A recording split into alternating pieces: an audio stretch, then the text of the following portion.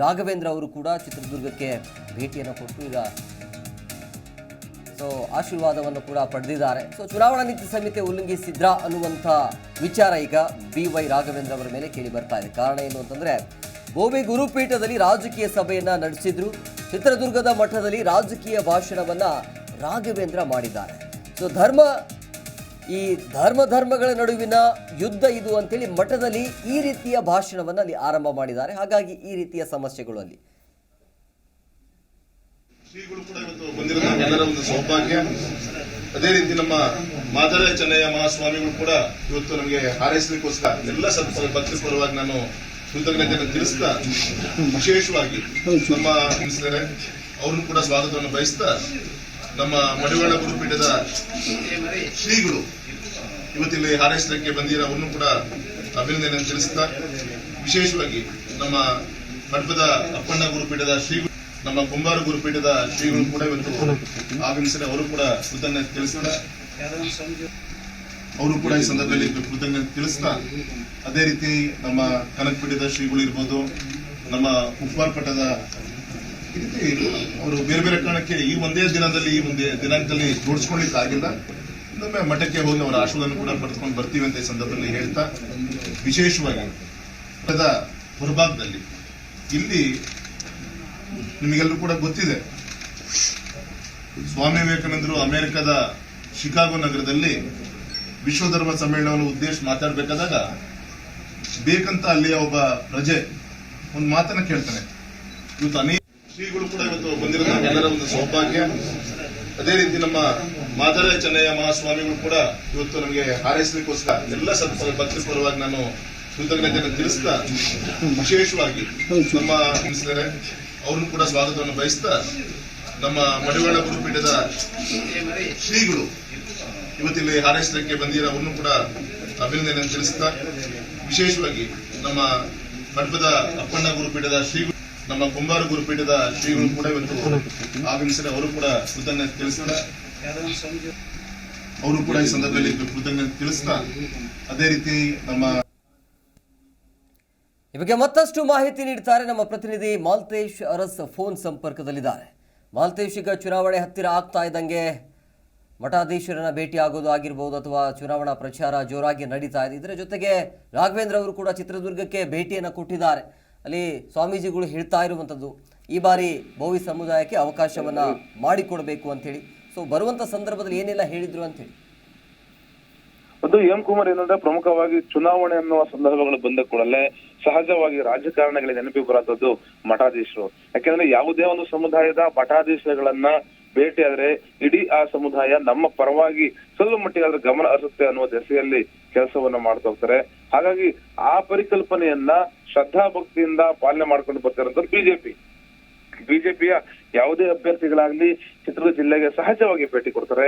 ಯಾಕೆ ಚಿತ್ರದುರ್ಗ ಜಿಲ್ಲೆ ಅಂತ ಒಂದು ರೀತಿಯ ಮಠಗಳ ತವರೂರು, ಅಹಿಂದ ಬ್ರಾಂಡೆಡ್ ಆಗಿರುವಂತಹ ಜಿಲ್ಲೆ. ಸರಿಸುಮಾರು ಇಲ್ಲ 18-20ಕ್ಕೂ ಹೆಚ್ಚು ಸಮುದಾಯಗಳ ಮಠಾಧೀಶ ಇರುವಂತದ್ದು.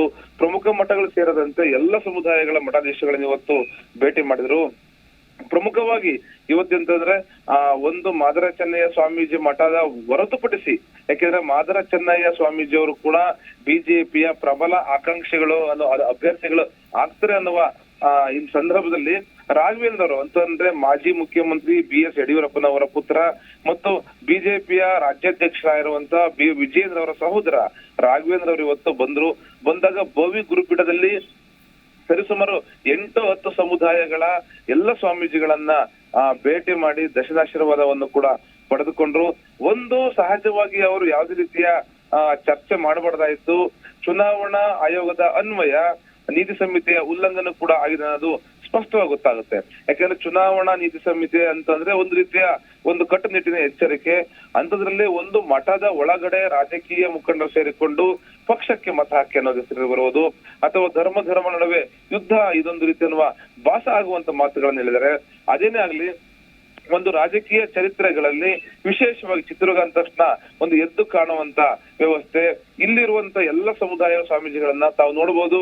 ಅಲ್ಲಿ ಸಹಜವಾಗಿ ರಾಜಕಾರಣಿಗಳು ಬಂದ ಕೂಡಲೇ ಸ್ವಾಮೀಜಿಗಳ ಜೊತೆಗೆ ಕೂತ್ಕೊಳ್ತಾರೆ.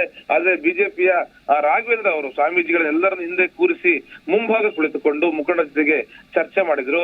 ನಂತರವಾಗಿ ಬೋವಿ ಗುರುಪೀಠದ ನಂತರವಾಗಿ ಮಾದರ ಚೆನ್ನಯ್ಯ ಗುರುಪೀಠಕ್ಕೆ ತೆರಳಿದಂತ ರಾಘವೇಂದ್ರ ಅವರಿಗೆ ಚೆನ್ನಯ್ಯ ಸ್ವಾಮೀಜಿ ಮತ್ತು ಮಠಾಧೀಶರು ಸಂಬಂಧಪಟ್ಟಂತವರು ಕೂಡ ಅವರಿಗೆ ಆಶೀರ್ವಾದವನ್ನು ನೀಡ್ತಾರೆ. ಹಾಗಾಗಿ ಒಂದು ಏನು ಅಂತಂದ್ರೆ ಸಹಜವಾಗಿ ಆ ರಾಘವೇಂದ್ರರವರು ಇಲ್ಲಿಗೆ ಭೇಟಿ ಕೊಡುವಂತದ್ದೇ ಪ್ರಮುಖ ಸಂದರ್ಭಗಳಲ್ಲಿ. ಅಷ್ಟೇ ಅಲ್ಲ, ಅವರ ತಂದೆ ಯಡಿಯೂರಪ್ಪನವರು ಕೂಡ ಈ ಚಿತ್ರದುರ್ಗಕ್ಕೆ ಬಂದ್ರೆ ಎಲ್ಲ ಮಠಗಳನ್ನ ಭೇಟಿ ಕೊಟ್ಟು ಹೋಗ್ತಿದ್ರು. ಆದ್ರೆ ಒಂದಿನ 2 ಮಠಗಳನ್ನು ಮಾತ್ರ ಎಚ್ಚರಿಕೆಯಿಂದ ಹೋಗ್ತದೆ. ಒಂದು ಮುರುಘಾ ಮಠ, ಡಾಕ್ಟರ್ ಶಿವಮೂರ್ತಿ ಮುರುಘಾ ಶರಣರ ಪ್ರಕರಣದ ನಂತರವಾಗಿ ರಾಜಕಾರಣಿಗಳು ಸಹಜವಾಗಿ ಮುರುಘಾ ಮಠದಿಂದ ಸ್ವಲ್ಪ ದೂರವನ್ನು ಕಾಯ್ದುಕೊಂಡಿರುವಂತದ್ದು ಸ್ಪಷ್ಟವಾಗಿ ಗೊತ್ತಾಗ್ತಿದೆ. ನಂತರವಾಗಿ ಸಿರಿಗೆರೆ ಮಠದ ಯಾವುದೇ ರೀತಿಯಾಗಿ ರಾಜಕಾರಣಿಗಳನ್ನ ಅಲ್ಲಿ ಬಿಟ್ಟುಕೊಳ್ಳೋದಿಲ್ಲ. ಆದ್ರೆ ರಾಜಕಾರಣಿಗಳು ಹೋದ್ರು ಕೂಡ ಸಿರಿಗೆರೆ ಸ್ವಾಮೀಜಿಯವರು ಸ್ಪಷ್ಟವಾದಂತ ಉತ್ತರವನ್ನು ಕೊಡ್ತಿದ್ರು. ಹಾಗಾಗಿ ಅವೆರಡು ಮಠಗಳನ್ನ ಹೊರತುಪಡಿಸಿ ಇನ್ನೆಲ್ಲ ಮಠದ ಸರಿಸುಮಾರು ಈ ಒಂದು ಸಭೆಯಲ್ಲಿ 8 ಸಮುದಾಯಗಳ ಸ್ವಾಮೀಜಿಗಳು ಕೂಡ ಭಾಗವಹಿಸಿದ್ರು. ಹಾಗಾಗಿ ಒಟ್ಟಾರೆ ಬೆಳವಣಿಗೆಗಳೇನಂದ್ರೆ ಚುನಾವಣೆ ಅಂದ ಕೂಡಲೇ ಸಹಜವಾಗಿ ಮಠಾಧೀಶರ ಹತ್ರ ಬರ್ತಾರೆ. ಆದ್ರೆ ಬಂದಂತ ಮಠಾಧೀಶರ ಹತ್ರ ಎಚ್ಚರಿಕೆಯಿಂದ ಆಶೀರ್ವಾದ ಪಡೆದುಕೊಂಡು ಹೋಗ್ಬೋದಾಯ್ತು. ಅಲ್ಲಿ ಬಂದು ಮಠದ ಒಳಗಡೆ ಇವರು ಸಭೆಯನ್ನ ಮಾಡಿರುವಂತದ್ದು ಮತ್ತು ಪಕ್ಷದ ಒಂದು ಸಂದರ್ಭದ ವಿಷಯಗಳ ಚರ್ಚೆ ಮಾಡುವಂತದ್ದು ಒಂದು ರೀತಿಯ ಸ್ಪಷ್ಟವಾಗಿ ನೀತಿ ಸಂಹಿತೆಯ ಉಲ್ಲಂಘನೆ ಅಂತ ಗೊತ್ತಾಗಿದೆ. ಹೇಮಕುಮಾರ್, ಥ್ಯಾಂಕ್ ಯು ಮಾಲ್ತೇಶ್ ನಿಮ್ಮೆಲ್ಲ ಡೀಟೇಲ್ಸ್ಗಾಗಿ.